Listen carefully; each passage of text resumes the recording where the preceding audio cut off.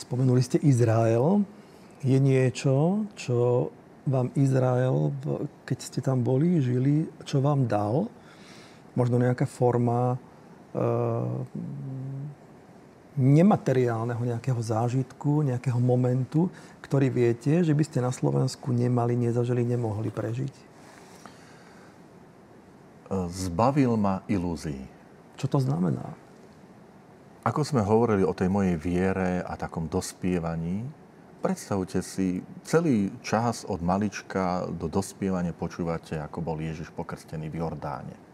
Tak predstava je Jordán, však to musí byť buď niečo ako Váh alebo Dunaj a prídete ku hranici medzi Jordánom a Izraelom nedaleko Jerich a to vám je trošku väčší kalný potok.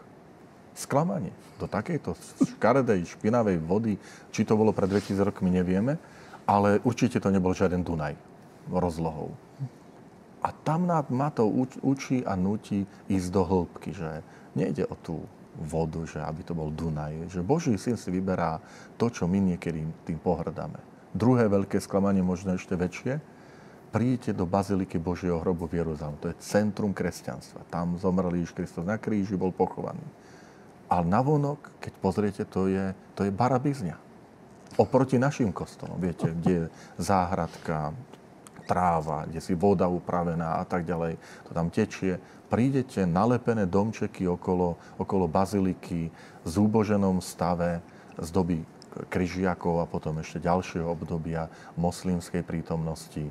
Si poviete, toto je srdce kresťanstva. Ale to je výborné, lebo vás to núti ísť do hĺbky. Že hľadať zmysel kresťanskej viery, že František nepozeraj na vonok, ty pozeraj na to tajomstvo, ktoré sa vnútri ukrýva.